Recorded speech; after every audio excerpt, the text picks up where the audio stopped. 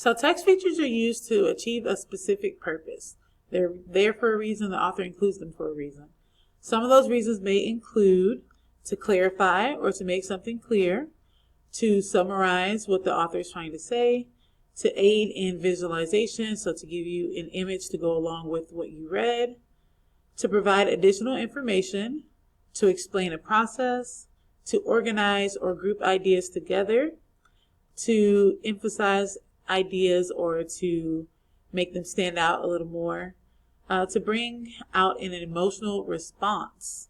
So they want to touch on how you feel and get you to respond in an emotional way. And all of these things are used to help reinforce the author's purpose as to why they wrote what they wrote.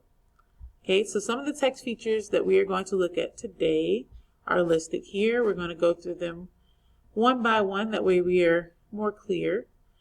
We have a title page. This is usually right when you open up your book. It's going to look exactly like the front cover of the book.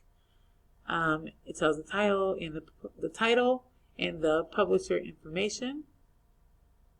Then we have charts. Charts are just ways to group information that you're given in a more organized manner.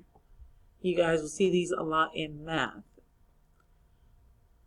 Then we have a table of contents. This is located at the beginning of your book. It tells you on what page you can find a specific topic. Most of you are familiar with the table of contents. Almost all books, especially nonfiction books, have them. Then we have our index. This is located at the end, the back of the book. This is letting you know where, on which page you can find a specific topic. Doesn't matter if it's the title of the chapter or if it is the heading.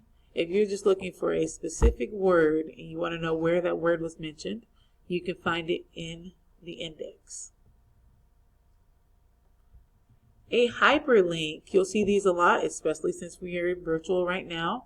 If you were to click on it, usually they're blue, but if you were to click on that link, it will take you to another page so you can read more information about it. An icon, think about like a cell phone, a smartphone. You have apps. The apps have icons, which are pictures that represent whatever you're about to click on. Your glossary. This is your dictionary for the book. So in the back of your book, you'll have some words that maybe while you were reading you saw it was either highlighted or bolded or underlined. Those words can be found in the back of the book where they're going to give you the definition or what those words mean. Then we have our heading. This is what your section is going to be about. So you can look at the top of each heading to know pretty much what you're about to read or what you're about to read about. Guide words. These are found at the top, either the left or right corner of a dictionary. It lets you know the very first word on that dictionary page and the very last word. So instead of flipping through each page of the dictionary, you can look at the guide words to know if you're on the correct letter or if you're in the correct area. Then we have keywords. Keywords are text that are important. They can be either bolded, they can be italicized, or be in a different color. So italics is when they're slanted, like this is slanted to the side. Keywords are made to stand out, which is why they make it in this way. They're usually important, and sometimes the keywords are found in the glossary. Then we have illustrations and photographs. The difference between a photograph and an illustration is a photograph is taken from a camera. It is something that is real, and an illustration is drawn. Timeline. This is a diagram that shows events in chronological order. So the order in which they happen. So think of like somebody's life.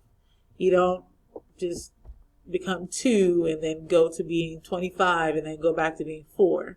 It goes in a specific order. Then we have our captions.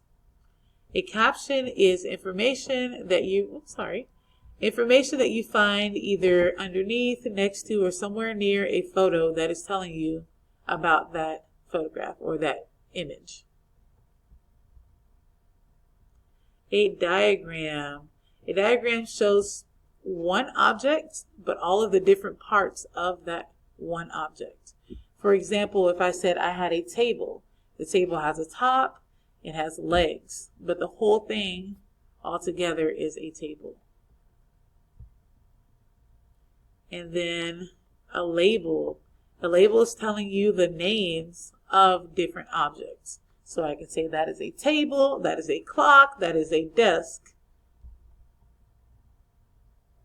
Next we have a text box. A text box is just somewhere where you'll find some extra information kind of thrown on the page somewhere. Sort of like a fun fact.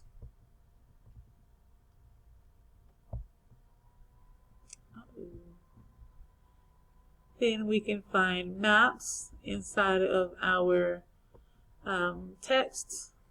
Maybe if they're talking about a specific area. If they're talking about a specific area, you can locate it on the map where it is in the world.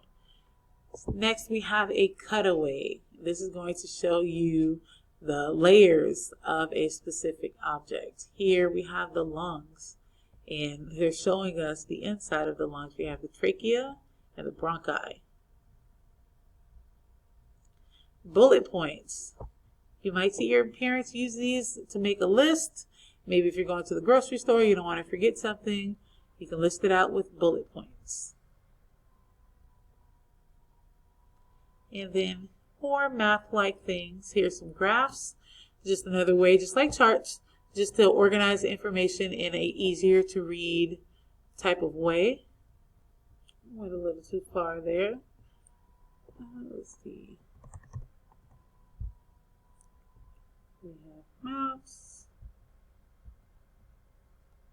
Okay, so next we have Sidebar. Looks like this is our last one.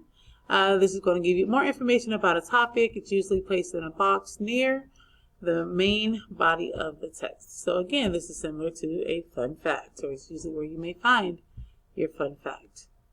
Okay, so we are going to use these text features to help us better understand our reading and better try to figure out what the author's purpose for writing is.